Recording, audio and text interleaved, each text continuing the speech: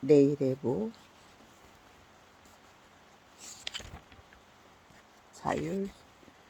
자율주행차의 시대가 온다. 174페이지. 그렇다고 하더라도 자율주행차 시장의 핵심은 카쉐어링 업체다.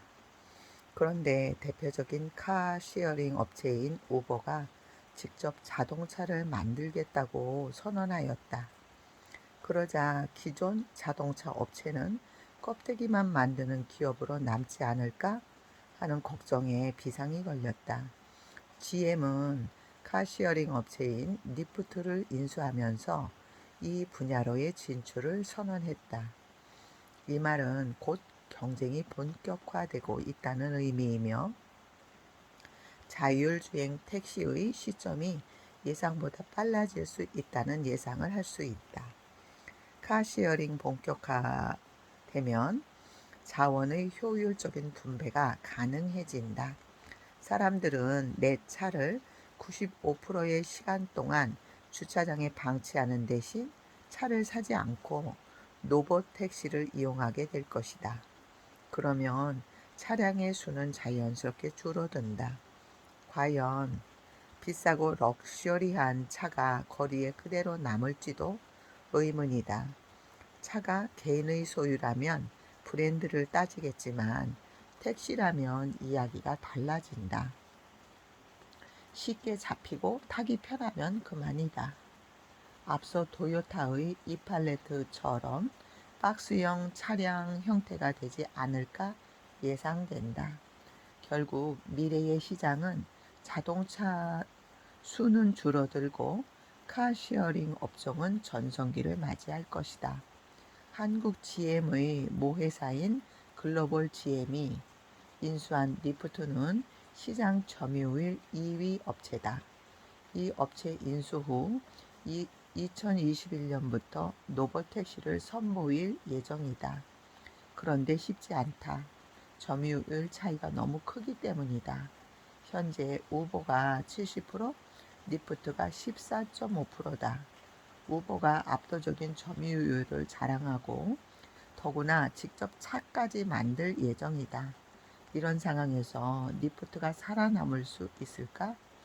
카쉐어링은 2등이 매우 불리한 사업 구조다. 예를 들어 우버와 리프트를 동시에 호출했는데 누가 더 먼저 오겠는가? 당연히 우버다. 더 많은 차가 돌아다니기 때문이다. 리프트가 도착했을 즈음 호출자는 이미 우버 택시를 타고 목적지를 향해 가고 있을 확률이 높다. 결국 리프트는 우버의 뒷공무니를 쫓아다니며 빈 차로 돌아다니게 되어 있다. 따라서 자율주행차 시대의 초창기에는 로봇택시의 수가 폭발적으로 늘어나고 빈 차도 많아질 것이다.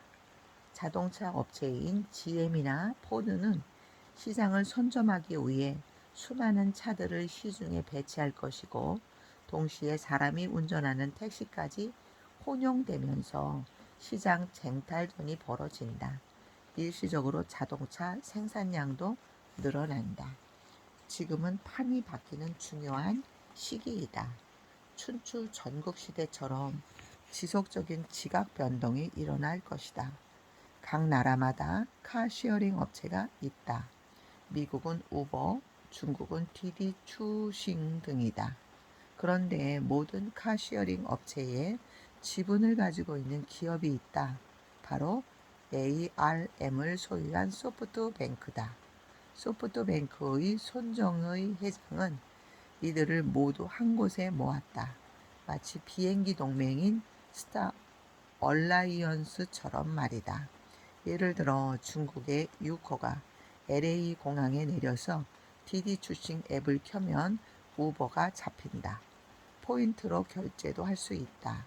그래서 이 얼라이언스에 들어가지 못하면 자율주행 플랫폼 사업 자체가 되지 않을 수 있다. 소프트뱅크는 가장 중요한 로봇택시의 생태계 구축을 이미 끝내놓은 상황이다. 그러나 더 먼 미래를 본다면 차량 공유 서비스인 우버도 사라질 운명이라 생각한다. 곧이어 음성으로 차량을 부르는 시대가 올 텐데 그 시대가 오면 우버는 설 자리가 없다. 만약 집에 차량을 부른다면 구글 홈이나 아마존 에코를 이용한다. 이용자 스마트폰 앱을 실행시켜 행선지를 입력할까? 아니면 구글 강남역 가는 택시 좀 불러줘 라고 말할까?